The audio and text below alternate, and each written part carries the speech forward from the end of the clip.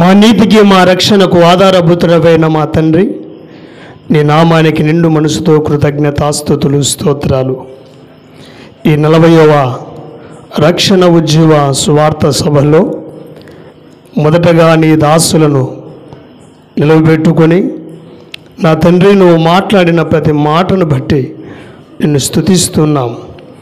నిజమైన స్నేహితుడు ద్వారా కలిగే మేలు, వారు ఎలాగ ఉంటారో దుర్దశలో నువ్వు మాట్లాడుతూ వచ్చిన ప్రతి మాటను బట్టి స్తోత్రాలు. నాయనా, చెడ్డవారితో స్నేహం చేస్తే మేము నీకేమవుతామో, ఏం జరుగుతుందో మా జీవితంలో నీ దాసుని ద్వారా మాతో స్పష్టంగా మాట్లాడుతూ వచ్చావు. మేము నిజంగా నీ స్నేహితులమైతే ఏం చేయాలో కూడా నువ్వు హెచ్చరిక చేస్తూ వచ్చిన బట్టి స్తుతిస్తున్నాను. వాడుకున్న నీ దాసులను బట్టి నీకు స్తోత్రాలు. నా ప్రభువా, మరలా నీ దాసులను అల్పుడని నేను నీ పక్షాన నిలబడబోతుండగా నీ ఆత్మతో నన్ను బలపరిచి, నా తండ్రి నీ మాట నా నోట ఉంచి సూటిగా తేటగా నీ ప్రజలతో నువ్వేనైనా మాట్లాడి మహిమ పొందండి. రక్షణ లేని పాపి రక్షణ పొందినట్లు, రక్షించబడిన వారు పరిశుద్ధత, విశ్వాసం, నీతిలో ఎదుగుతూ నీ రాకడకు సిద్ధపడినట్లుగా నీ దాసుడనైన నన్ను బలపరచుమని, నీ ఆత్మ జ్ఞానముతో నింపి నన్ను వాడుకోమని మా ప్రభువును రక్షకుడైన క్రీస్తు పేరిట ప్రార్థించి అడిగి పొందుకొని వేడుకొనుచున్నాము తండ్రి, ఆమేన్. కూర్చుందాం. సువార్త కూడికలో మరి ఒక పర్యాయం ప్రభు యొక్క మాటలు మీతో పంచుకోవడానికి అత్యల్పుడనైన నాకు దేవుడు ప్రేమించి ఇచ్చిన అవకాశానికై మొదటగా దేవాది దేవునికిని, అదే రీతిగా పెద్దలు దైవజనులైనటువంటి ఇమ్మన్యుయల్ సార్ గారికిని, అదే రీతిగా ఈ దినమున వర్తమానం అందించిన దేవుని దాసులు ప్రసాద్ సారయ్య గారికి, అక్కడ ఉన్న తోటి జత పనివారైన దేవుని సేవకులకు, స్థానిక సంఘ పెద్దలకు, కూడి చేరి ఉన్న మీ అందరికీ లోకరక్షకుడైన క్రీస్తు నామమున నిండు మనసుతో వందనాలు, నా శుభములు తెలియజేస్తున్నాను. మంచిది ప్రియులారా, ఇంతవరకు దేవుని దాసులు స్నేహితులను గూర్చి ఎంతో చక్కగా వినిపిస్తూ వచ్చారు. మరి ఒక పర్యాయం మీతో కొన్ని మాటలు పంచుకోవడానికి నేను ప్రయత్నం చేస్తాను. ఈరోజు దేవుడు నాకు అనుగ్రహించిన ప్రేరణను బట్టి మీతో కొన్ని మాటలు పంచుకోవడానికి నేను ఇష్టపడుతున్నాను. రండి, మలాకీ గ్రంథం మీరు గమనించినట్లయితే జ్ఞాపకం చేసుకుందాం. మొదటి అధ్యాయము 2వ వచనాన్ని చదువుకుందాం. మలాకీ గ్రంథం 1వ అధ్యాయము 2వ వచనం. నేను మీ ఎడల ప్రేమ చూపి ఉన్నాను, మీరు ఏ విషయమందు నీవు మా ఎడల ప్రేమ చూపితివందురు. ఏశావు యాకోబునకు అన్న కాడా, అయితే నేను యాకోబును ప్రేమించితిని. ఇదే యెహోవా వాక్కు. ఇదిగో చదివిన భాగాన్ని మనం ఆలోచన చేస్తే దీని చరిత్ర కొంత మీకు జ్ఞాపకం చేస్తాను, వినండి. చెర నుండి విడిపించబడిన తర్వాత ఇశ్రాయేలు ప్రజలు దేవునికి అవిధేయులై, దేవునికి ఇష్టము లేకుండా అవిధేయంగా ప్రవర్తిస్తున్నప్పుడు మలాకీ అనే ప్రవక్త వాడితో మాట్లాడుతున్నాడు. వారి పాపాన్ని బట్టి చెరలోనికి వెళ్ళిపోయారు. ఆసూరు చెర, బబులోను చెర, ఇలా చెరలోనికి వెళ్ళిపోయిన వీరు 70 సంవత్సరాల తర్వాత దేవుడు జ్ఞాపకం చేసుకుని వారికి బయటికి తీసుకుని వస్తే, బయటకు వచ్చిన వీరు మరలా అవిధేయులై, మరలా తప్పిపోయిన వారై, మరలా దేవునికి ఇష్టము లేని జీవితాన్ని జీవిస్తుంటే మలాకీ అనే ఒక ప్రవక్త వారి మధ్య నిలబడి వాడితో మాట్లాడుతున్నాడు. ఇదిగో పిల్లారా, ఈ గ్రంథం అంతా మనం గమనిస్తే ఎలాగుంటుందంటే తెలుసా? ఈ గ్రంథాన్ని గురించి మనం ఆలోచన చేస్తే మనిషి ప్రశ్న, దేవుని జవాబు కనబడుతుంది. అర్థమైందా? ఈ గ్రంథాన్ని మనం పరిశీలన చేస్తూ వెళ్తే ఇదిగో మానవుని యొక్క ప్రశ్న, దేవుని యొక్క జవాబు. 8 రకాల ప్రశ్నలు ఇశ్రాయేలు దేవునికి వేశారు. ఎదురు తిరిగి మాట్లాడారు, మండుగా ప్రవర్తించారు, మేమేం తప్పు చేయలేదన్నట్టుగా ప్రవర్తిస్తూ వచ్చారు. పాపములో బతుకుతూ, అవిధేయులుగా జీవిస్తూ, దేవునికి విరోధంగా బతుకుతూ, మేమేం చేశామయ్యా, మేమేం తప్పు చేయలేదే, మేమేం తప్పుడు జీవితం జీవించలేదే, నీతిగా బ్రతికామే అన్నట్టు తప్పుగా వారు జీవిస్తారు. పిల్లరా, 8 రకాల ప్రశ్నలు మానవులేస్తే దేవుడు వాటికి జవాబిచ్చాడు. అందులో మొదటి చదివాం, ఇదిగో నేను మిమ్మును ప్రేమించదని దేవుడు మాట్లాడుతుంటే, ఎలా ప్రేమించావు, ఏ విషయంలో ప్రేమించావు, మమ్మల్ని ఎందుకు ప్రేమించావు వారు అడుగుతున్న ప్రశ్న ఇది. అయ్యా నేను మిమ్మల్ని ప్రేమిస్తున్నానయ్యా, దేవుడు మాట్లాడుతున్నాడు. అయ్యా అమ్మా నేను మిమ్మల్ని ప్రేమిస్తున్నానంటే వారంటున్నారు, ఏ విషయంలో ప్రేమించావో చెప్పవా? ఇది మొదటి ప్రశ్న. 8 ప్రశ్నలు ఉన్నాయి మలాకి గ్రంథంలో. మీరు చూస్తే అవన్నీ చెప్పడానికి సమయం కాదు కాబట్టి మీకు జ్ఞాపకం చేస్తా. ఏమి చేసి నీ నామం అవమానపరిచాం, అది రెండో ప్రశ్న. మూడవదిగా ఇదిగో ఏమి చేసి నీ నామం అపవిత్రము చేసితిమి. నాలుగవదిగా అది ఎందుకని మీరు అడుగుదురు. ఇదిగో ఐదవదిగా దేని చేత నిన్ను ఆశ పెట్టుచున్నాము. ఆరవదిగా మేము దేని విషయంలో తిరుగుబాటు చేశాం. ఏడవదిగా దేని విషయంలో నీ యొద్ద దొంగలించాము, నిన్ను గూర్చి ఏం మాట్లాడాము. ఇట్లా 8 రకాల ప్రశ్నలు ఇశ్రాయేలీయులు ప్రభుని అడుగుతూ ఉన్నారు. మొదటిదిగా మనం గమనిస్తే, ఏ విషయంలో ప్రేమించావంటే ప్రభు నేను ప్రేమిస్తున్నానంటే వారన్నారు, ఏ విషయంలో ప్రేమించావో చెప్పయ్యా, ఏ విషయంలో ప్రేమించావో చెప్పవయ్యా అని దేవునికి ఎదురు మాట్లాడే స్థితి, దేవుణ్ణి ప్రశ్నించే స్థితి, దేవునికే ఇదిగో ఎదురు తిరిగే స్థితి. వారు తప్పు చేసినా తమ తప్పును గ్రహించలేని స్థితి, తప్పుడు జీవితం కలిగి జీవిస్తున్నా మేమేమి తప్పు చేయలేము, కరెక్ట్గానే ఉన్నామని తమ్మును తాము సమర్థించుకునే పరిస్థితి కలిగిన వారుగా ఉన్నారు. ఎవరు? ఆనాటి ఇశ్రాయేలు. ఇదే పోలికలో మనం బైబిల్లో ఎవరిని చూస్తామంటే లవోదికయ సంఘాన్ని చూస్తాం. ఇదే పోలికలో ఎవరిని చూస్తామంటే లవోదికయ సంఘాన్ని చూస్తాం. ప్రకటన గ్రంథములో మీరు గమనిస్తే 3వ అధ్యాయము 15 నుంచి 18 వచనాల్లో మనం చదివితే, ఇదిగో ప్రభు వారితో మాట్లాడుతున్నాడు, నువ్వు దిక్కుమాలిన వాడవురా, దౌర్భాగ్యుడవురా, దరిద్రుడవురా, గుడ్డివాడవురా, దిగంబరుడవై ఉన్నావని ఎరగక ధనవంతుడను, ధనవృద్ధి చేసుకున్నాను, నాకేమి కొనవలేదు, నేను బాగానే ఉన్నాను. వీళ్ళు కూడా తప్పుడు జీవితంలో జీవిస్తున్నారు, అవిధేయులుగా బతుకుతున్నారు, దేవునికి తిరుగుబాటు చేసి జీవిస్తున్నారు. దేవుడు వారికి చెప్పినా మేమేం చేశాము, మేమేం చేయలేం, మేము నీతిమంతులమే, మేము పవిత్రులమే అన్నట్టుగా పిల్లరా ఈ లవోదికయ సంఘం ఉంది. మీకు ఒక మాట చెప్పనా, లవోదికయ సంఘం నేటి కాలానికి సూచనగా ఉంది, నేటి తరానికి సూచనగా ఉంది. ఇదిగో జీవిస్తున్నావన్న పేరు ఉంది చచ్చిన స్థితి, నిలవచ్చని స్థితి. నేటి సంఘ పరిస్థితి ఎలాగుందంటే లోకంతో కలిసిపోయింది, చెడిపోయినా బాగున్నా అనుకుంటుంది, దేవునికి దూరం అయిపోయి అవిధేయతలో ఉన్నా నేను బాగానే ఉన్నాను అనుకునే స్థితి నేటి సంఘపు పరిస్థితి అని చెప్తున్నాను.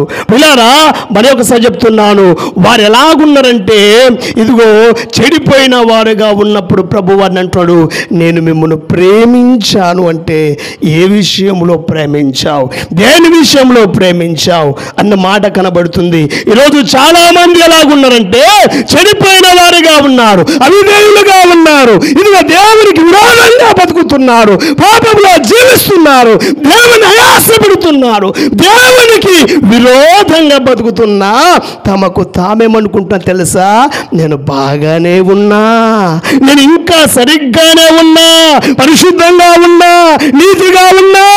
ఇదిగో లవోదికయ సంఘం వలె ఆనాటి ఇశ్రాయేల్ వలె తమ్ముడు తాము ఏం చేసుకుంటున్నారు, సమర్థించుకునే పరిస్థితి, సమర్థించుకునే స్థితి కలిగి ఉన్నారు.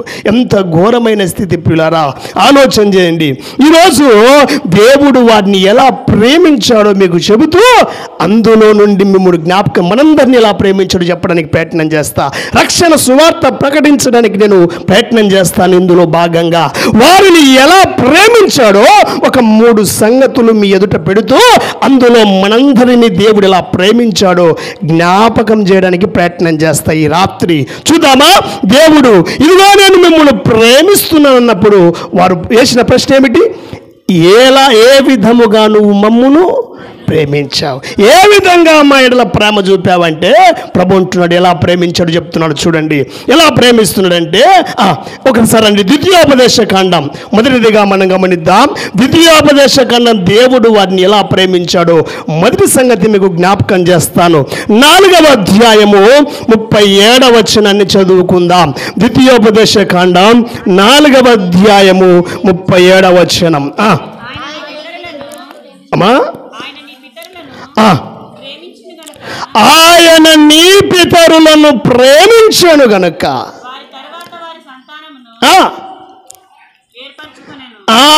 ఇదిగో పిల్లలకంటే నేను నీ పితరులను ప్రేమించి తిని కాబట్టి ఆ తరువాత నీ సంతానమును ఏం చేశాను నేను ఏర్పరచుకోనేను. ఇదిగో వారిని ఏర్పరచుకున్న కారణం చేత నేను మిమ్మల్ని ప్రేమించాను. మీ పితరులను ప్రేమించి నేను వారిని ఏర్పరచుకున్నాను. అదే నా ప్రేమకు నిదర్శనం అని చెప్తున్నాడు. నేను మీ పితరులను ఏర్పరచుకున్నాను. అక్కడ మనం గమనిస్తే నేను ఎలా ప్రేమించని చెప్తున్నాడు ప్రభువు. నేను ఎలా ప్రేమించంటే మీ పితరులను ఏర్పరచుకున్న కారణం చేత మిమ్మల్ని కూడా నేను ప్రేమించాను. వాళ్ళలోనే మిమ్మల్ని ప్రేమించాను. మీ పితరులను ఏర్పాటు చేసుకున్న కారణం ఏమిటి తెలుసా? నా ప్రేమ కాదా? నా ప్రేమ కాదా? ఎవరు వీళ్ళ పితరులు? ఇజ్రాయేల్ పితరులు ఎవరంటే చూద్దాం. నిర్గమకాండం 3వ అధ్యాయము 15వ వచనం చదువుదామా? నిర్గమకాండం 3వ అధ్యాయము 15వ వచనం.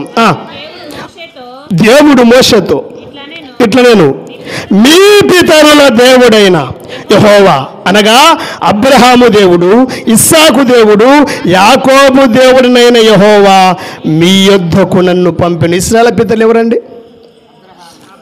అక్కడ ఉంది మీ పితరుల దేవుడనైన యెహోవాను నేనంటూ అబ్రహాము, ఇస్సాకు, యాకోబు అన్నాడు. వారి పితరులను ప్రేమించి ఏర్పరచుకున్న కారణము చేత నేను మిమ్మును ప్రేమించాను అని అక్కడ ఇజ్రాయేలు చెప్తున్నాడు. మీ పితరులను ప్రేమించి నేను ఏర్పరచుకున్నాను. వారి పితరులు ఎవరండి? అబ్రహాము, ఇస్సాకు, యాకోబు. ఇప్పుడు మనం గమనిస్తే అబ్రహాముని ఎలా ఏర్పరచుకున్నాడు, ఇస్సాకుని ఎలా ఏర్పరచుకున్నాడు, యాకోబుని ఎలా ఏర్పరచుకున్నాడు అర్థమైతే దేవుని ప్రేమ మనకు అర్థమవుతుంది. అర్థమైందా మీకు? అబ్రహాముని ఎలా ఏర్పరచుకున్నాడో మనం ఆలోచన చేస్తే అబ్రహాము దేవుణ్ణి ఎరగనివాడు. అబ్రహాము దేవుడు అంటే ఎవరో తెలియదు. అబ్రహాము ఇదిగో పిల్లారా, ఇదిగో తండ్రి ఇంటిలో ఉన్నప్పుడు ఏం చేసేవాడంటే తండ్రి బొమ్మలు చేస్తే ఆ బొమ్మలను అమ్ముతూ ఆ బొమ్మలతో జీవనం కొనసాగిస్తూ అమ్ముతూ జీవిస్తూ అవే దేవుళ్ళుగా భావించి వాటికి మొక్కుతూ సాగిలపడి జీవించేవాడు. ఎవరు? అబ్రహాము యొక్క స్థితి చెప్తున్నాను. అబ్రహాము యొక్క పరిస్థితి ఏమిటంటే తండ్రి ఇంటిలో ఉన్నప్పుడు దేవుడు పిలువక మునుపు అబ్రహాము స్థితి ఏమిటంటే దేవుణ్ణి ఎరగక జీవిస్తూ బ్రతికేవాడు. ఇదిగో తండ్రి బొమ్మలు చేస్తే వాటిని భుజం మీద పెట్టుకొని తిరిగి వ్యాపారం చేసి అమ్ముకొని వాటిని దేవతలుగా భావించి దేవుళ్ళుగా భావించి సాగిలపడి ఏం చేసేవాడు? పూజించేవాడు. అటువంటి స్థితిలో ఉన్న అబ్రహామును దేవుడు ఏర్పాటు చేసుకున్నాడు తన స్వకీయమైన జనాంగముగా, తన ప్రజగా ఉండడానికి. అర్థం చేసుకున్న మాట దేవుని ప్రేమ ఎలాంటిది చెప్తున్నాను మీకు. ఇదిగో నేను మిమ్మల్ని ప్రేమిస్తున్నా. ఎలా అంటే మీ పితరులను ఏర్పరచుకున్న నేను ప్రేమించి. ఏ స్థితిలో ఏర్పరచుకున్నాడంటే అబ్రహాము దేవుడంటే ఎవరో తెలియక, లోకంలో పాపంలో దేవుడి గురించి తెలియక ఇదిగో తనకు నచ్చినది ఇష్టం వచ్చిన వాటికి పూజిస్తూ సాగిలపడుతూ బ్రతుకుతున్న అబ్రహామును దేవుడు ప్రేమించి ఏర్పరచుకున్నాడు. యెహోషువ గ్రంథం 24వ అధ్యాయంలో మీరు చూస్తే 2వ వచనం చదవండి. యెహోషువ గ్రంథం 24:2 ఒకసారి చదవండి. ఆ మాట ఉంటుంది. యెహోషువ జనులందరితో ఇట్లా నేను ఇశ్రాయేలు దేవుడైన యెహోవా చెప్పునదేమనగా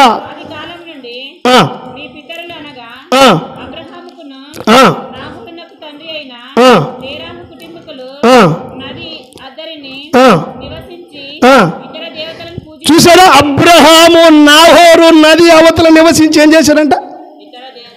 ఏం చేశారమ్మా? అటువంటి స్థితిలో ఉన్న అబ్రహాముకు దేవుడు ప్రత్యక్షమై, అబ్రహామా, నువ్వు నా మాట వింటావా? నేను చూపించే దేశానికి వెళ్తావా? ఇదిగో నిన్ను నా జనముగా చేసుకుంటా, నా సొత్తుగా చేసుకుంటా. నీ జనమే నా జనం, నీ ప్రజలు. నీ జనాన్ని ఆకాశపు ఇసుకరేణువులు చేస్తా, సముద్రపు ఇసుకరేణువులు చేస్తా, ఆకాశపు నక్షత్రములు చేస్తా. నిన్ను శపించే వారిని శపిస్తా, నిన్ను దీవించే వారిని దీవిస్తా, నిన్ను ఆశీర్వాదంగా మారుస్తా. వస్తావా? నా పిలుపు వింటావా? నా మాట వింటావా? అబ్రహాం ప్రేమించబడ్డానికి యోగ్యుడా? దేవుడు అబ్రహామును ప్రేమించడానికి యోగ్యుడా? అర్హుడా? కాదు. ఇదిగో దేవుణ్ణి ఎరగక లోకంలో పాపంలో తనకు నచ్చిన విధంగా బతుకుతున్నప్పుడు అబ్రహాముకు తన్ను తాను పరిచయం చేసుకుని, అబ్రహామా, అబ్రహామా, అబ్రహామా, నా మాట వింటావా? నేను చూపించే దేశానికి వెళ్తావా? ఇదిగో నిన్ను ఆకాశ నక్షత్రముల వల్ల చేస్తా, సముద్ర పిసుగుల వల్ల చేస్తా, నీ జనాంగాన్ని ఆశీర్వదిస్తానని దేవుడు లోకములో పాపములు ఉన్న అబ్రహామును ఏర్పరచుకొని ప్రేమించాడు. అదే మీ పితరులను ప్రేమించి ఏర్పరచుకున్నా కాబట్టి మిమ్మల్ని ప్రేమిస్తున్నా. ప్రభు ప్రశ్న, వారు అడిగిన ప్రశ్నకు జవాబు, మానవుని ప్రశ్నకు దేవుని జవాబు చూడండి. ఇదిగో నీ పితరులను ఏర్పరచుకొని ప్రేమిస్తున్నా. ఆదికాండం 12లో చూడండి, ఆ మాటలు కనబడతాయి. మొదటి 2 వచనాలు చదవండి. నీ దేశం నుండి, నీ బంధువుల యొద్ద నుండి,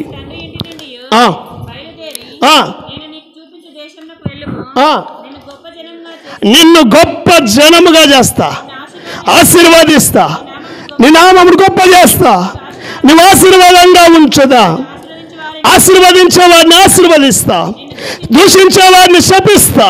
భూమి యొక్క సమస్త వంశములో నీలో నుండి వచ్చేటట్టుగా నేను చేస్తా. నా మాట వింటావా? ఎక్కడున్నప్పుడు అండి? తండ్రి ఇంటిలో దేవుని ఎరగక బ్రతుకుతున్న అబ్రహామును ఏర్పాటు చేసుకున్నాడు. దేని చేత? తన ప్రేమ చేత. అబ్రహాము యోగ్యుడా? కాదే, అయినా ఏర్పరచుకుని ప్రేమించాడు. ఈ రాత్రి చెప్తున్నాను వినండి. ఇదిగో అబ్రహాము జీవితంలో నుండి దేవుని ప్రేమ మీకు తెలియజేయడానికి ప్రయత్నం చేస్తా. అబ్రహాము ఎలా యోగ్యుడు కాదో. ఇస్సాకులోనికి వెళ్దామా? ముందుగా అబ్రహాము గురించి అయిపోయింది. ఇస్సాకు గురించి కొంత ముందుకెళ్తే ఇస్సాకు గురించి ఆలోచన చేద్దామా? ఇస్సాకు జీవితాన్ని కూడా ఆలోచన చేస్తే ప్రియులరా, ఆదికాండం 17వ అధ్యాయము 19వ వచనం ఒకసారి చదవండి. ఆదికాండం 17వ అధ్యాయము 19వ వచనం. దేవుడు నీ భార్య అయిన శారా నిశ్చయముగా నీకు కుమారుని కంటుంది, నీవు అతనికి ఇస్సాకు అనే పేరు పెడతావు. నిత్య నిబంధనగా నా నిబంధనను అతనితో స్థిరపరుస్తా. 21 వచనమమ్మా, 21 అదే అధ్యాయం 21. అయితే అమ్మా చేసేదను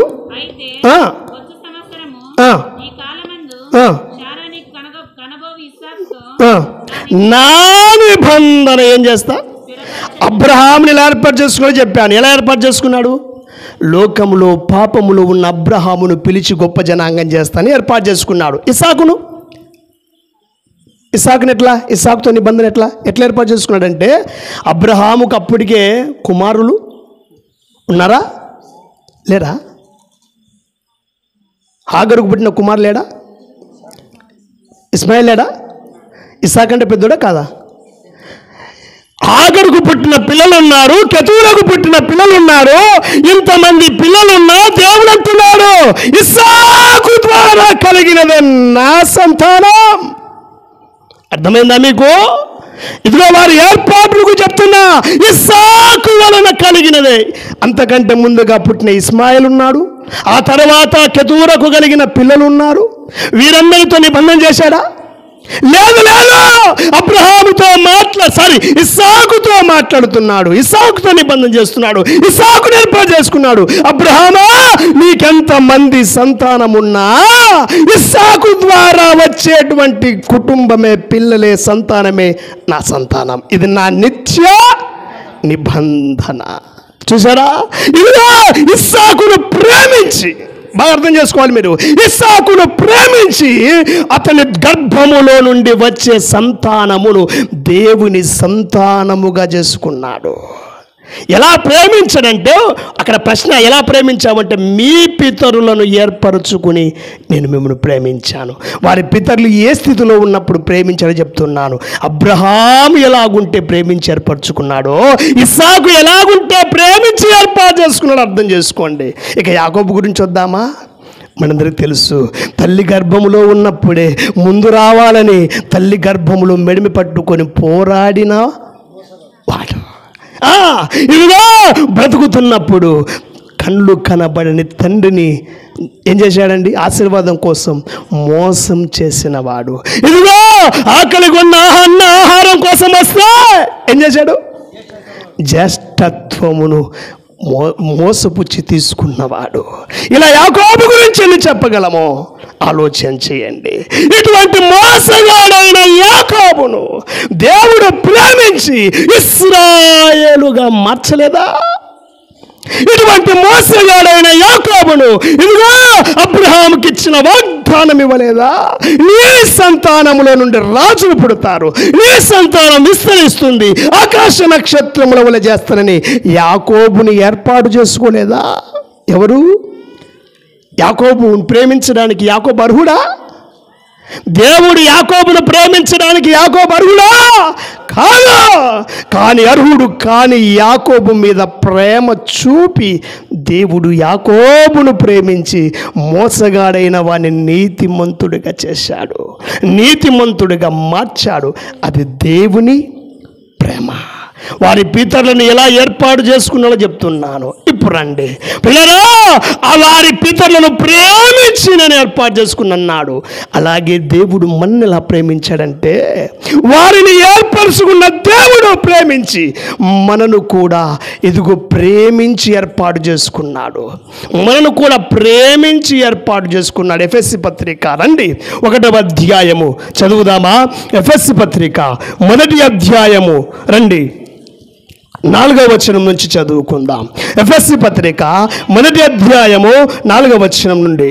ఎట్లనగా, తన ప్రియుని యందు తాను ఉచితముగా మనకు అనుగ్రహించిన తన కృపా మహిమకు కీర్తి కలుగునట్లు తన చిత్త ప్రకారమైన దయా సంకల్పము చొప్పున క్రీస్తు ద్వారా తనకు కుమారులుగా స్వీకరించుటకై మనలను ముందుగా తన కోసం నిర్ణయించుకొని మనము తన ఎదుట పరిశుద్ధులము నిర్దోషులమై ఉండవలని జగత్తు పునాది వేయబడక మునిపే ప్రేమ చేత క్రీస్తులో మనలను దేని చేత ఏం చేసి ఏర్పరచుకొని ప్రేమించాడు. ప్రేమ చేత క్రీస్తులో మనల్ని ఏర్పరచుకొనెను.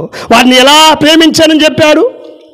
మీ పితరులను ఏర్పరచుకొనుట ద్వారా నేను మిమ్మును ప్రేమించాడు. ఇప్పుడు మనం కూడా జగత్తు పునాది వేయబడక మునిపే క్రీస్తు ద్వారా మనం పరిశుద్ధులము, నిర్దోషులము, నీతివంతులం కావాలని ఆయన రక్తములో మనకు విమోచన, విడుదల, పరిశుద్ధత, నీతి కలగాలని ఎప్పుడంట? జగత్తు పునాది వేయబడక మునిపే మన ఏర్పాటు జరిగింది. అది దేని చేత? ఆయన ప్రేమ చేత. ఎప్పుడు ఏర్పరచుకున్నాడు తెలుసా? ఈ భూమికి పునాది వేయబడక మునిపి ఏర్పరచుకున్నాడు. ఆయన ద్వారా నిన్ను నీతిమంతుడిగా చేయాలని, ఆయన ద్వారా పరిశుద్ధపరచుకోవాలని, ఆయన ప్రేమ చేత క్రీస్తు ద్వారా మనం పవిత్రులం కావాలని ఏర్పరచుకున్నాడు. అయ్యా, మనం ఏర్పరచుకోవడానికి ఏమైనా యోగ్యులమా? వారిని ఏర్పరచుకోవడానికి వారి యోగ్యులుగా అంటే కాదా? మనల్ని ఏర్పాటు చేసుకోవడానికి ఏమైనా యోగ్యులమంటే మనం ఎలాంటి వారం తెలుసా? ఎలాంటి వారం తెలుసా? మనం రోమపత్రిక 5వ అధ్యాయం 5 నుంచి చదువుకోండి. మనము బలహీనులం, భక్తిహీనులం, పాపులం, శత్రువులం, ఉగ్రతకు పాత్రులం, అవిధేయులం, మంచి లేని వారమన్న మాట కనబడుతుంది. రోమపత్రిక 5వ అధ్యాయం 5వ వచనం చదివితే మన స్థితి ఏమిటయ్యా అంటే, మన పరిస్థితి ఏమిటయ్యా అంటే, మనం బలహీనులమై ఉండగా, భక్తిహీనులమై ఉండగా, చెడిపోయిన వారమై ఉండగా, పాపులమై ఉండగా, శత్రువులమై ఉండగా, అవిధేయులమై ఉండగా, ఉగ్రతకు పాత్ర శత్రులమై ఉండగా దేవుడు మనల్ని ప్రేమించాడు, ఏర్పరచుకున్నాడు. అమ్మా, నా మాట మీకు అర్థమవుతుందా? ఇదిగో నేను చెప్పే మాట ఏమిటంటే, దేవుడు నిన్ను ప్రేమిస్తున్నాడు. దేవుడు నిన్ను ప్రేమిస్తున్నాడు. ఎలా? నీ ఏర్పాటు ఇదిగో ఆయన రక్తము ద్వారా నీకు క్షమాపణ కలగాలని, ఆయన నలుగుట్టబట్టం ద్వారా నీకు సమాధానం కలగాలని, ఆయనని నీ అపరాధములు ఆయన మీద మోపి ఆయన ద్వారా నిన్ను విడిపించాలని దేవుడు ఏం చేశాడండి? జగత్తు పునాది వెయ్యబడక మునిపే ప్రేమించాడు. మనం ఏమైనా మంచివారమా? కాదు. ఎఫెసీ 2:1 ఉంటుంది, అపరాధముల చేత పాపముల చేత చచ్చిన వారం. ఇటువంటి స్థితిలో ఉన్న మనల్ని ప్రేమించాడు. ప్రేమించి ఏం చేశాడు తెలుసా? క్రీస్తులో ఈ లోకానికి మన కొరకు బలిగా ఇచ్చాడు. మన పాపం కొరకు అర్పణగా ఇచ్చాడు. ఇలా మన కొరకు దానముగా ఇచ్చాడు. ఆయన ద్వారా మనం రక్షణ పొందాలని, ఆయన ద్వారా పరిశుద్ధపరచబడాలని, ఆయన ద్వారా నీతిమంతులముగా చెయ్యబడాలని మన కొరకు తన కుమారుణ్ణి ఏం చేశాడు?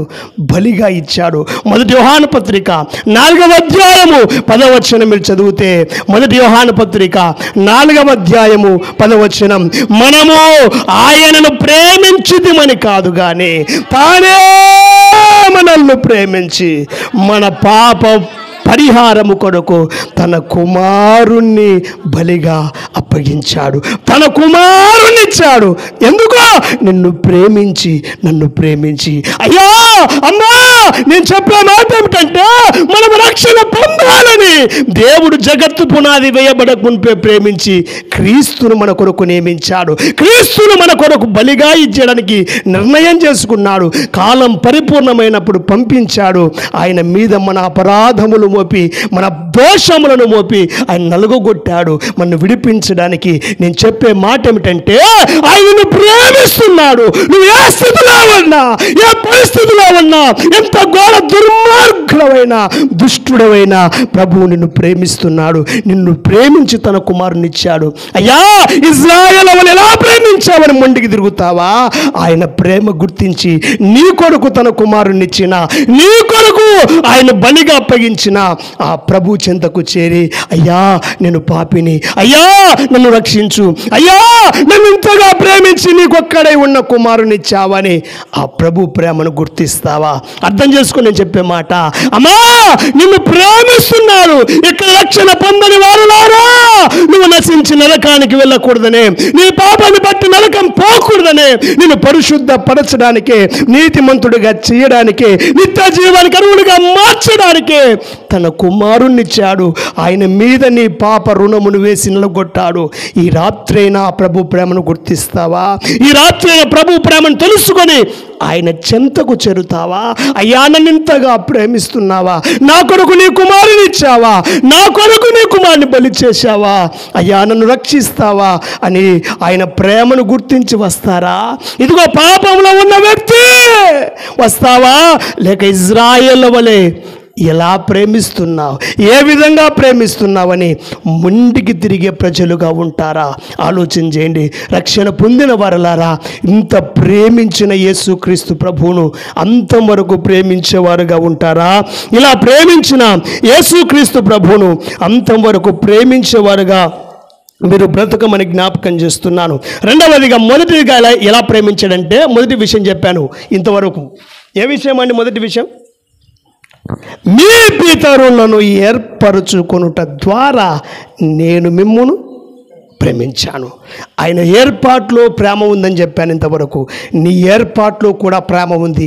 అందుకే తన కుమారుని ఇచ్చాడు.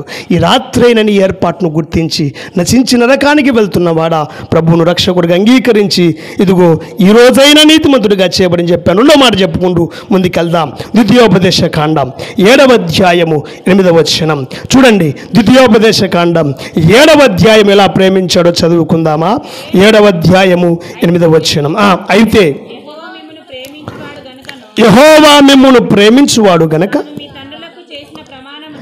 తాను మీ తండ్రులకు చేసిన ప్రమాణమును నెరవేర్చువాడు గనక బహుబలము చేత మిమ్మును రప్పించి మిమ్మును దాసుల గృహములో నుండి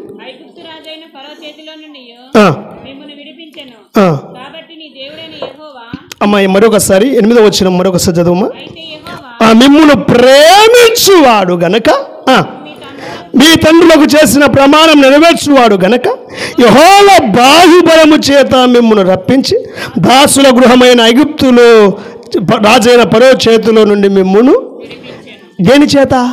ఆయన మిమ్మును ప్రేమించాడు కాబట్టి ఎక్కడి నుండి విడిపించాడు?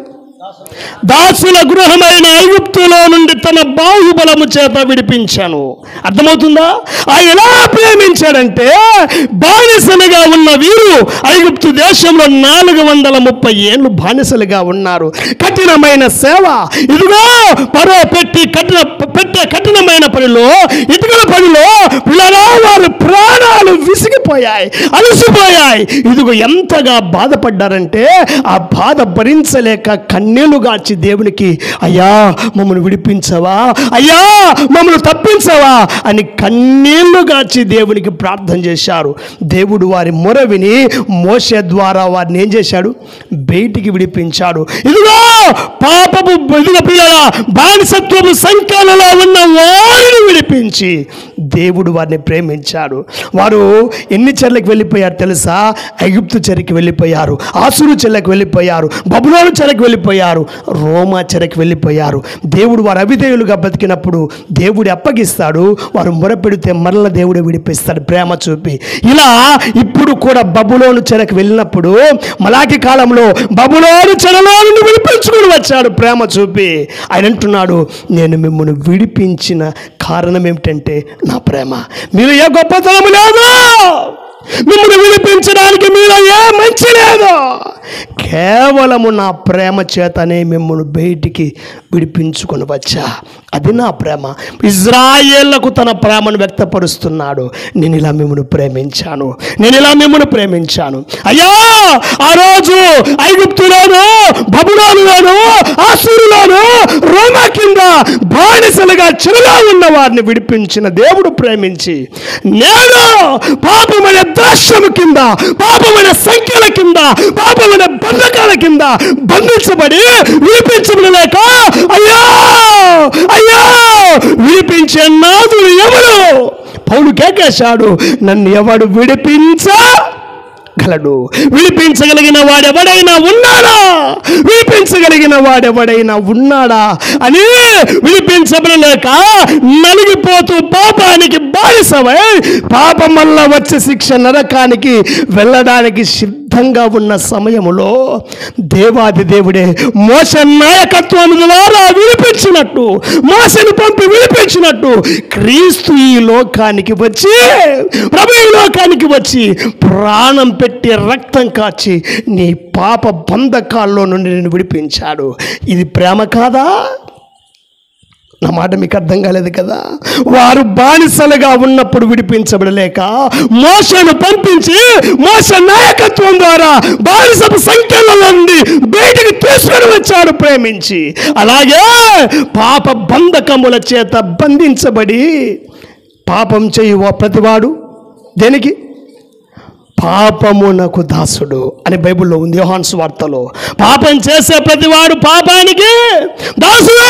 పాపానికి దాసులమై విడిపించబడే స్థితి లేక, మార్గం లేక నలిగిపోతూ కొట్టుమిడుతూ అద్వా రక్షకుని రాక కొరకు ఎదురు చూస్తూ, అయ్యో మమ్మల్ని విడిపించు, మమ్మల్ని విడిపించు, విడిపించు అనే స్థితిలో బతుకుతున్నప్పుడు దేవాది దేవుడే మన కొరకు రక్త మాంసాలు తీసుకొని మానవుడిగా మరణము లేని దేవుడు మరణించడానికి భూమి మీదకి వచ్చి ఆయన మరణించి మన పాపముల నుండి విడిపించలేదా? నా మాట మీకు అర్థమవుతుందా పిల్లలా? రోమపత్రిక ప్రకటన గ్రంథం 1వ అధ్యాయము 6వ వచనం చదవండి. ప్రకటన గ్రంథం 1వ అధ్యాయము 6వ వచనం మీరు చదివితే, మనలను ప్రేమించుచు తన రక్తములన మన పాపముల నుండి, గట్టిగా చప్పట్లు కొట్టండి, గట్టిగా చప్పట్లు కొడదామా? మన పాపముల నుండి ఏం చేశాడు? ఏం చేత? మనలను ప్రేమించుచు వాడిని ఎలా ప్రేమించాడంటే బంధకాల్లో ఉన్న వారిని ప్రేమించి విడిపించాడు. అలాగే పాప బంధకాల్లో బ్రతుకుతున్న మనలను, పాప బంధకాలను నలిగిపోతూ విడిపించలేక పౌలన్నాడు, కేక వేశాడు, అయ్యా ఇట్టి మరణమునకు లోనగు శరీరము నుండి నన్ను ఎవడు, అయ్యా అమ్మా విడిపించబడలేని స్థితిలో నలిగిపోతున్నప్పుడు, ఇదిగో వారు నలిగిపోతున్నప్పుడు వారిని విడిపించడానికి దిగి వచ్చిన దేవుడు మోషతో చెప్తాడు కదా, పొద మీద ప్రత్యక్షమై అగ్ని మండుతుంది, పొద కాలిపోలేదు. ఎందుకు వచ్చాడంటే నా ప్రజలను నడిపించుటకు నేను దిగి వచ్చా. వారిని విడిపించడానికి వచ్చిన దేవుడు పాప బంధకాల చేత బంధించబడి విడిపించబడలేక అయ్యో అయ్యో అయ్యో నలిగిపోతూ పాపం వల్ల వచ్చే శిక్ష నరకానికి వెళ్ళడానికి సిద్ధంగా ఉన్న నిన్ను విడిపించడానికి ప్రేమించి దిగి వచ్చి ప్రాణం పెట్టి రక్తం కాచాడు. ఆయన ప్రేమించి తన రక్తం వలన మనల్ని విమోచించాడు. అయ్యా అమ్మా ఆయన ప్రేమ నీకు అర్థమైందా? ఆయన ప్రేమ నీకు అర్థమైందా? విడిపించబడకుండా ఉండవా సహోదరుడా, సహోదరి, తమ్ముడా, అన్న, అక్క, చెల్లి, నేను చెప్తున్నాను, నిన్ను విడిపించడానికి యేసు వచ్చాడు. నిన్ను విడిపించడానికే నీ పాపములో నుండి నిన్ను రక్షించడానికి యేసు వచ్చాడు. అయ్యా ఆయన ప్రాణం పెట్టాడు, రక్తం కాచాడు, చనిపోయాడు. ఆయన రక్తములో నీకు విడుదల, విమోచన. ఈ రాత్రైనా ఆయన దగ్గరకు వస్తావా? ఈ రాత్రైనా ఆయన చెంత చేరుతావా? యేసు నేను పాపిని, నన్ను విడిపించవా? అయ్యో విడిపించబడలేక ఉన్నావేమో. ఇదిగో పాపం చేయకుండా మానుకోవాలని మానుకోలేకపోయావా? అమ్మా పాపం నుండి తప్పించబడాలని ప్రయత్నం చేస్తున్నావా? నిన్ను విడిపించేవాడు ఒక్కడున్నాడు. ఆయన నిన్ను ప్రేమించి ప్రాణం పెట్టాడు. ఆయన దగ్గరకు వస్తే చాలు, ఆయన నిన్ను విడిపిస్తాడు. ఓ సహోదరి, యేసును అంగీకరించకుండా ఉన్నవారు ఇక్కడ ఎవరైనా, నువ్వు పాపములోనే ఉన్నావు. నీ పాపం కొరకే క్రీస్తు చనిపోయాడు, నిన్ను విడిపించడానికి మరణించాడు. ఈ రాత్రి యేసుని స్వీకరిస్తే చాలు, విశ్వసిస్తే చాలు, నీ పాపములో నుండి నీకు విడుదల, నీ పాపములో నుండి విమోచన. విడిపించబడతావు. విడిపించబడిన వాళ్ళరా ఏం చేయాలి తెలుసా? ప్రభువును విడిపించినందుకు స్తుతిస్తున్నారు. మహిమ, ఘనత, ప్రభావాలయ్యా నీకు, మమ్మల్ని విడిపించినందుకు నీకు స్తోత్రాలని ప్రకటన గ్రంథం 5వ అధ్యాయంలో వారు స్తుతిస్తున్నారు. విడిపించబడిన మీరు ప్రభువును స్తుతించండి, ఆయన ప్రేమను గుర్తించి ఆరాధించండి, పరిశుద్ధంగా బ్రతకండి, ప్రభువును కనపరచండి. విడిపించబడలేని వారలారా విడిపించబడమని చెప్తున్నాను, యేసుని విశ్వసించి. ఒకవేళ విడిపించబడితే మళ్ళీ ఏం చేయకూడదు తెలుసా? గలతీ పత్రిక 5:1 ప్రకారం మరలా పాపం అనే దాస్యం కింద ఇరుక్కోకూడదు. ఏ కాడి కింద నుంచి బయటకు వచ్చావో గలతీ 5:1 ప్రకారం మీరు చూడండి, చేసి ఉన్నాడు. మరలా నిలిచి కాడి కింద ఇరుక్కోవద్దు. మనం అక్కడ ఉన్నప్పుడే విడిపించాడు, ప్రాణం పెట్టి ప్రేమించి. విడిపించబడిన వారిలారా ప్రభువును స్తుతిస్తూ పరిశుద్ధంగా బతకండి. మరలా కాడి కిందికి వెళ్ళవద్దు, స్థిరంగా నిలబడు. ఇదిగో నిన్ను విడిపించడానికి ప్రాణం పెట్టాడు, మరణము లేని దేవుడు మరణించాడు. ఇదిగో పిల్లగా శరీరం లేని దేవుడు రక్త మాంసాలు తీసుకున్నాడు, బాధలు అనుభవించాడు, నీకోసం చాచాడు, ప్రాణాన్ని పెట్టి రక్తం కార్చాడు, విడిపించడానికి నిన్ను పరిశుద్ధుడిగా చేశాడు, విడిపించాడు. విడిపించబడిన వాళ్ళలో ఏం చేయమని చెప్తున్నాడు పౌలు? మరలా కాడి కిందికి వెళ్ళవద్దు. స్థిరముగా నిలిచి మీరు ప్రభువును స్తుతిస్తూ సాగండి. ఒకవేళ విడిపించబడకపోతే క్రీస్తుని రాత్రి, ప్రభువా నన్ను విడిపించవా, నా పాపములో నుండి, నా దాస్యములో నుండి, నన్ను ప్రేమించి ప్రాణం పెట్టావు కదయ్యా, నా కోసమేనయ్యా, నన్ను విడిపించవా. ఒక్క మాట ప్రభువును స్వీకరిస్తావా? ప్రభువు నిన్ను విడిపిస్తాడు. అది ఆయన ప్రేమ. 2 సంగతులు చెప్పాను. ఎలా ప్రేమిస్తున్నావు మమ్మల్ని అంటే, మీ పితరులను ఏర్పరచుకున్నా, మిమ్మల్ని విడిపించా, అది నా ప్రేమ. 3వ చూద్దామా? చూసి ముగించుకుందాం. క్లుప్తంగా చెప్పడానికి ప్రయత్నం చేస్తాం. 3వది సమయం అవుతుంది కాబట్టి. ద్వితీయోపదేశ ఖండం 23వ అధ్యాయము 5వ వచనం. రండి, ఎలా ప్రేమించాడో ఒకసారి చదువుకుందాం. ద్వితీయోపదేశ ఖండం 23:5. నీ దేవుడైన యెహోవా బిలాము మాట విననొల్లకుండెను. నీ దేవుడే యెహోవా నిన్ను ప్రేమించను గనుక, నీ దేవుడైన యెహోవా నీ నిమిత్తము శాపమును ఆశీర్వాదముగా మార్చెను. ప్రేమించి ఏం చేశాడంట? శాపమును. ఇజ్రాయేలు విడిపించబడ్డారు, మోయాబు సరిహద్దుల వరకు వచ్చారు. వచ్చినప్పుడు వీరు ఇసుక రేణువుల వలె ఉన్నారు. తమ దేశం మీద పడి యుద్ధం చేస్తే మేము నశించిపోతామని మోయాబు రాజు ఏం చేశాడు తెలుసా? బాలాకు ఒక ప్రవక్తను పట్టుకొచ్చాడు. ఎవరిని? బిలాము అనే ప్రవక్తను పెట్టుకొచ్చి, నువ్వు శపించబడేవారు శపించబడతారు, నువ్వు దీవించేవారు దీవించబడతారు. పెద్దలందరూ వచ్చి, మోయాబు పెద్దలు, మిద్యాను పెద్దలందరూ వచ్చి ఒక దోపుడు సొమ్ము తీసుకుని వచ్చి వాడిని శపించాలి. ఎవరిని? ఇశ్రాయేలును శపించాలి. అక్కడ అంటున్నాడు, మీ శాపమును ఆశీర్వాదముగా చేసి మిమ్మల్ని ప్రేమించనేను, మీ శాపమును ఆశీర్వాదముగా మార్చి నేను మిమ్మల్ని ప్రేమించా.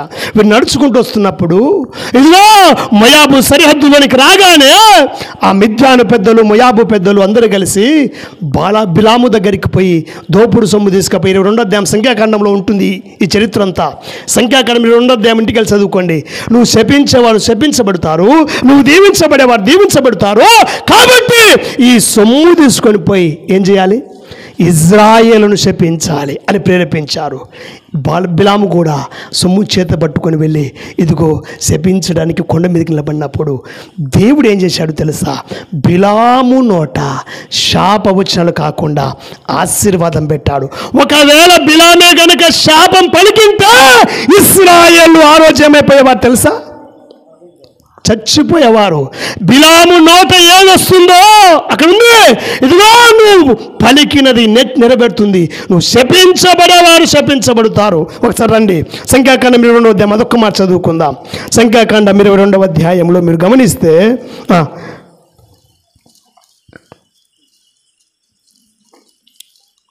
6వ వచనం, కాబట్టి నువ్వు దయచేసి నా నిమిత్తము ఈ జనమును శపించుము, నాకంటే బలవంతులు వారిని హతం చేయుటకు నేను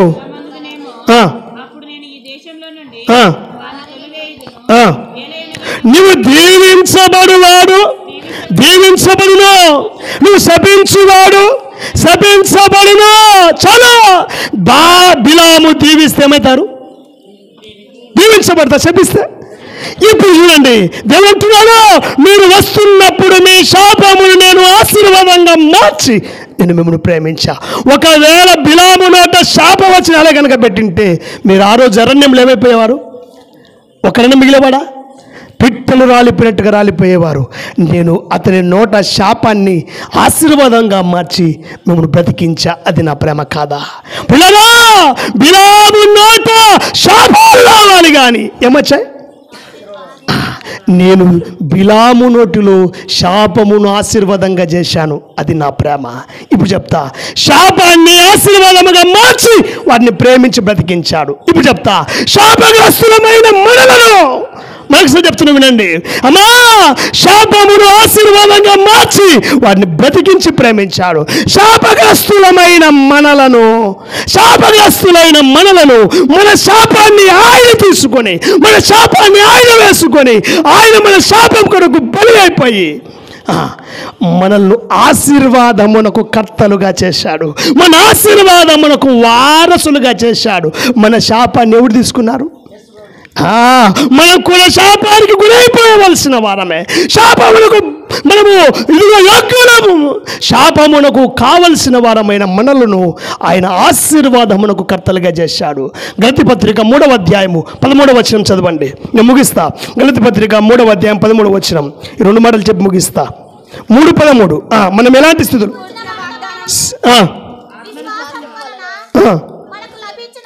లభించినట్లు కలుగుటకై క్రీస్తు మన కోసం శాపమై, క్రీస్తు మన కోసమేమై శాపమై మనము ధర్మశాస్త్రం యొక్క శాపం నుండి విమోచించను. మన శాపం మీరు తీసుకురండి. శాపానికి గురి కావలసిన మనలను ఆయన ఏం చేశాడు? ఆ శాపము తన మీదకి తీసుకొని ఆయన మాడు మీద వేలాడదీయబడి మన శాపము నలగొట్టు పోగొట్టుకుని తన దేహాన్ని ఆశీర్వాదమునకు వారసులుగా చేయలేదా? అది ప్రేమ. మీకు అర్థమవుతుందా? నేను మిమ్మల్ని ప్రేమించ ఎలా? మీ పితరులు వస్తున్నప్పుడు, మీరు వస్తున్నప్పుడు బిలాము నోట శాప వచనాలు కాకుండా ఆశీర్వాద వచనాలు పెట్టి మిమ్మల్ని ప్రేమించి బ్రతికించా. అలాగే తల్లి శాపములకు గురి కావలసిన మన శాపాన్ని తాను తీసుకొని సిలువలో వేలాడదీయబడి మన శాపం కొరకు నలిగిపోయాడు ఆయన. నిన్ను విడిపించడానికే, నిన్ను ఆశీర్వదించడానికే. ఆశీర్వాదం అంటే చాలామంది ఇట్లా అనుకుంటారు కదా, ఏంటి ఆస్తులు, ఐశ్వర్యాలు, డబ్బు, వెండి, బంగారము, ఇదే ఆశీర్వాదం అనుకుంటున్నారు. అదేనా? చూడు, అపొస్తలుల కార్యముల గ్రంథం 3వ అధ్యాయము ఆశీర్వాదం అంటే ఏంటో ఒక మాట చూపిసి ముందుకెళ్దాం. సార్ మరొకసారి 3వ అధ్యాయము 36వ వచనం 26వ వచనం. సారీ, మీలో ప్రతివాడు వారి దుష్టత్వము నుండి మన్నించబడుటయే మిమ్మల్ని ఆశీర్వదించాను. దుష్టత్వములో ఉన్న మనల్ని నీతిమంతులుగా చేశాడు. శాపాన్ని పొంది నీతిమంతులుగా మార్చాడు. మనల్ని మళ్ళించాడు నీతి వైపు. అదే మనకి ప్రభు ఇచ్చిన ఆశీర్వాదం. ఆయన శాపాన్ని తీసుకొని మనల్ని నీతిమంతులుగా చేసి, నీతిమంతులుగా మార్చి ఆశీర్వదించాడు. అదే ఆయన ప్రేమ. ఒకవేళ లేకపోతే శాపాన్ని బట్టి నరకానికి వెళ్ళేవాళ్ళం, శాపాన్ని బట్టి అగ్నిగుండానికి వెళ్ళేవాళ్ళం. నా మాట అర్థమవుతుందా తల్లి? అమ్మా, నిన్ను ప్రేమించాడు. ఎఫెసీ పత్రిక 1వ అధ్యాయం 3వ వచనం చదివితే, ఎఫెసీ పత్రిక 1వ అధ్యాయము 3వ వచనం ఒకసారి చదవండి. మన ప్రభు అయిన యేసుక్రీస్తు తండ్రి దేవుడు స్తుతింపబడునుగాక. ఆయన క్రీస్తునందు పరలోక విషయంలో ఆత్మ సంబంధమైన ప్రతి ఆశీర్వాదమును ఎవరికి? మనకు. అయ్యా, అమ్మా, నువ్వు శాపములో ఉన్నావా? దుష్టత్వం నుండి మళ్లించబడి ఆశీర్వాదం పొందావా? రక్షణ పొందావా? పాపంలో ఉండి శాపాన్ని, నరకాన్ని అనుభవించడానికి సిద్ధంగా ఉన్నావా? నిన్ను విడిపించడానికి శాపం పొందాడు. ఆ ప్రభుని విశ్వసించి నీతిమంతుడుగా చేయబడతావా? దుష్టత్వం నుండి మళ్లించబడతావా? పరలోక భాగ్యం పొందుకుంటావా? అదే నీ జీవితంలో ఆశీర్వాదం. ఆయన అంతం వరకు ప్రేమించాడు మనల్ని. యోహాను సువార్త 13:1 మీరు చూస్తే, ఆయన అంతం వరకు అంటే సంపూర్ణంగా ఆయన మనను ప్రేమించాడు. 13:1 మీరు గమనించండి.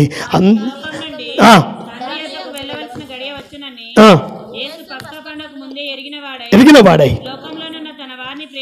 ప్రేమించి ఎంతవరకమ్మా? కింద ఉంటుంది పుట్టినోట్లో, సంపూర్ణంగా ప్రాణాన్ని చెంతగా ప్రేమించాడు. అమ్మా, నిన్ను ప్రేమిస్తూనే ఉన్నాడు. నువ్వెంత ఘోర పాపివైనా నిన్ను ప్రేమిస్తూనే ఉన్నాడు. ఈరోజు ఆ ప్రేమను గుర్తిస్తావా? నీ శాపాన్ని తీసుకున్నాడు నీతిమంతుడిగా మార్చడానికి, పాపమైన బంధకాల నుండి విడిపించడానికి. ఆయన చచ్చిపోయాడు, ఆయన మరణించాడు. అయ్యా, జగత్తు పునాది వేయబడక మునిపే నిన్ను ఏర్పరచుకున్నాడు. ప్రేమ చేత నీతిమంతుడిగా చెయ్యాలని తను అప్పగించుకుని విడిపించడానికి. ఈ రాత్రి ఇంకా విడిపించబడకపోతే, ఈ రాత్రి రక్షణ పొందకపోతే, ఇజ్రాయేల్ వాళ్ళు ఎలా ప్రేమించావని ముందుకు తిరగక, ప్రభువా నన్ను ఇంతగా ప్రేమించావా? అయ్యా, అల్పుడనైనా నన్ను ఇంతగా ప్రేమించావా? పాపినైనా నన్ను ఇంతగా ప్రేమించావా? శాపగ్రస్తులను ఇంతగా ప్రేమించావా? నీ సొంత కుమారుని నా కొరకు బలిగా చేయడానికి వెనకానంత ప్రేమించావయ్యా. నీకు స్తోత్రాలు. నన్ను విడిపించవా నాయనా? నన్ను విడిపించవా? నా శాపం నుండి, నా పాపం నుండి, నా మరణం నుండి నన్ను విడిపించవా? ప్రభును రక్షకుడిగా స్వీకరిస్తే విడిపించబడతావు. విడిపించబడిన వాళ్ళరా, ఇంతగా ప్రేమించిన ప్రభువును ఒకవేళ విడిచిపెట్టిన వారైతే, ఇజ్రాయేల్ వాళ్ళు ఎలా ప్రేమిస్తున్న మందికి తిరిగి అవిధేయులుగా ఉంటే, ఈ రాత్రి ఆ ప్రభు ప్రేమను గుర్తించి అంతవరకు ప్రేమించిన నిన్ను ప్రాణం పోయే వరకు ఆ ప్రభును ప్రేమిస్తూ నీ జీవితంలో బ్రతికేవాడగా ఉండాలని హెచ్చరికిస్తూ నా కొద్ది మాటలు ముగిస్తున్నాను. తల వంచినట్లయితే చిన్న ప్రార్థన చేసుకుందాం. తల వంచండి, చిన్న ప్రార్థన. ఇదిగో, రక్షణ లేకుండా బతుకుతున్నావో పాపి, నేను ఎంతగా ప్రేమించాడు, ఎలా ప్రేమించాడు చెప్పాను. ఈ రాత్రి ప్రభు ప్రేమ నీకు అర్థమైతే, శాపగ్రస్తుడవును, బలహీనుడవును, భక్తిహీనుడవును, శత్రువు, అవిధేయుడవు, అపరాధ పాపములతో చచ్చిన వాడవు, దేవునికి దూరస్తుడవు. ఎటువంటి నిన్ను ప్రేమించి నీ కొరకు కాదా వచ్చింది?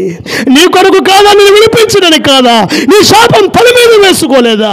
నిన్ను ప్రేమించి జగత్ పునాది వేయబడక మునిపే ప్రాణాన్ని అర్పించి ఇదిగో ఆయన ద్వారా విమోచించబడ నిర్ణయించలేదా?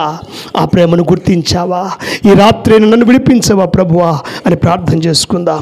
చిన్న ప్రార్థన. దయగలిగిన తండ్రి, కృపగలిగిన దేవా, నీకు స్తోత్రాలు.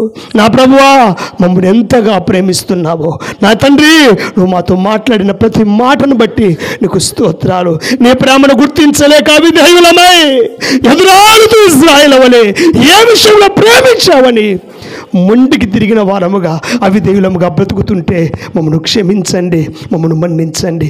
నీ ప్రేమను గుర్తెరిగా నువ్వు మమ్మల్ని ఏర్పాటు చేసుకున్నావు, అందులో నీ ప్రేమ ఉంది. మమ్మల్ని విడిపించడానికి వచ్చావు, అందులో నీ ప్రేమ ఉంది. మా శాపాన్ని తీసుకొని విమోచించావు, మమ్మల్ని ఆశీర్వాదములకు కానుకలుగా చేశావు, అందులో నీ ప్రేమ ఉంది. ఈ రాత్రి ఎవరైతే నాయనా ఇదిగో నీ ఏర్పాట్లోనికి రాక పాప బంధకాలు విడిపించలేక శాపమును అనుభవిస్తూ దుష్టత్వం నుండి మళ్ళలేక పాపం వల్ల వచ్చే శిక్షణ రకానికి వెళ్ళడానికి సిద్ధంగా ఉన్నారో వారు ఈ రాత్రే నిన్ను దేవుడిగా విశ్వసించి విడిపించబడి ఆశీర్వాదములకు కర్తలు ఉన్నట్లుగా నిత్య జీవానికి వారసులు ఉన్నట్లుగా మార్చుమని నీ సన్నిధిలో ప్రార్థిస్తున్నాను.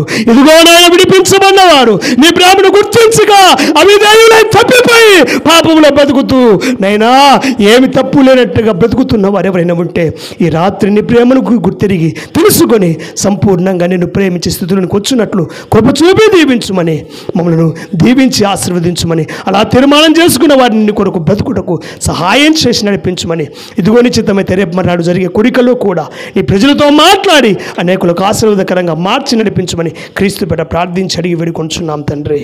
ఆమేన్.